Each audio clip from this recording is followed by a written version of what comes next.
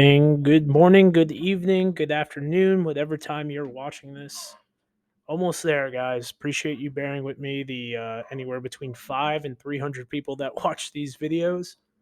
Coming in at number 2 from the Arlington Renegades, it is Kyle Slaughter, Mr. Preseason himself, coming from the USFL's New Orleans Breakers, leaving that after a stint with the Jacksonville Jaguars. We got Kyle Slaughter.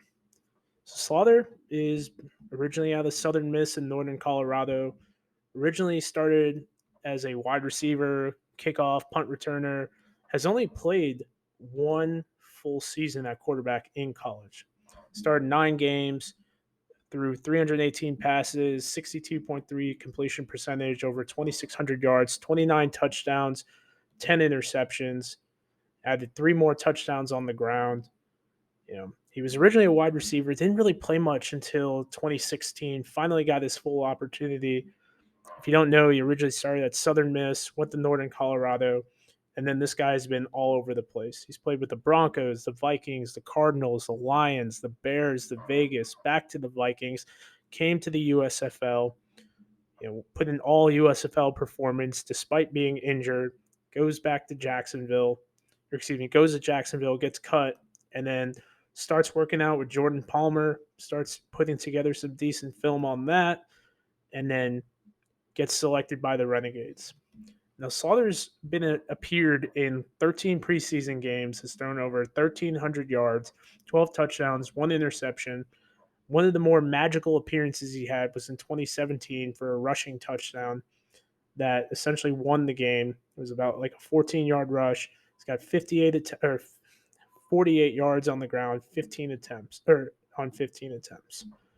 Now, I really want to break down into Slaughter is he has more recent game experience than AJ, playing against guys who are going all out in the USFL.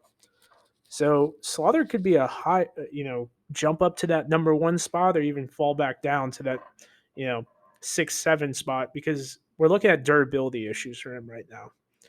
I've always said with any of these all football quarterbacks, give me 8 good games of film, and then you'll find yourself on an NFL roster, right?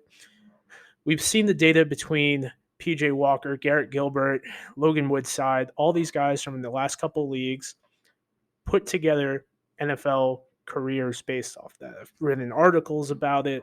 It's the data's out there. These coaches watch. For a guy like Slaughter, this is kind of his last hurrah going in right now. I personally feel that if he loses the job to Drew Plitt, if he doesn't play well, if he gets injured, he might have to kind of stay in this alt football universe and continue, which isn't a bad thing at all. He's made over $1.5 million playing in the NFL, and I'm sure he got taken care of in the USFL, and he'll probably get taken care of in the XFL. But I do think it'll be getting to the point where guys have seen enough. He's 29 years old now. He'll be coming up on 30 next season. This is his age 29 season.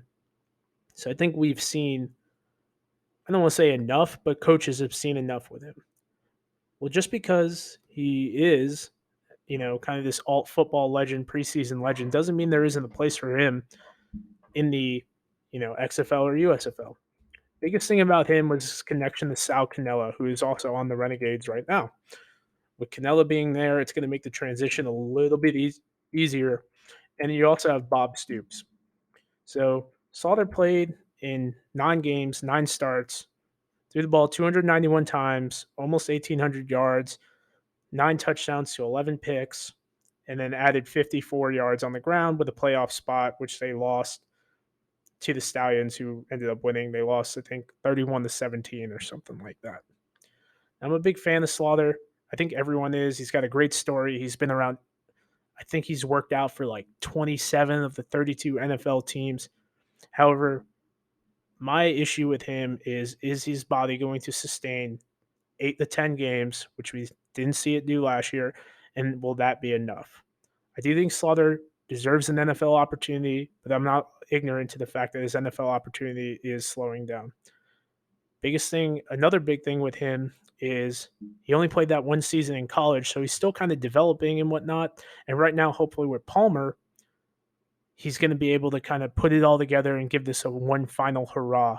Because as I stated, for probably the fourth time in this video, this is probably it for him. So God willing for him, because I'd love to see him on an NFL sideline. If he can't put it together, then we might see a lot of Kyle Slaughter in the XFL or USFL, which isn't a bad thing. I think it makes the league a lot more viable. I think it adds credibility to the league because at this point, everyone knows who Slaughter is. They've seen him on the Hall of Fame game. They've seen him play. Vikings fans love this guy. They don't know why he wasn't, backing up Kirk Cousins over Sean Mannion, but that might be a discussion for another time. So once again, Arlington Renegades QB coming in at number 2, Kyle Slaughter, and look for him and Sal Cannella to continue that connection and continue to make plays in Arlington this XFL season.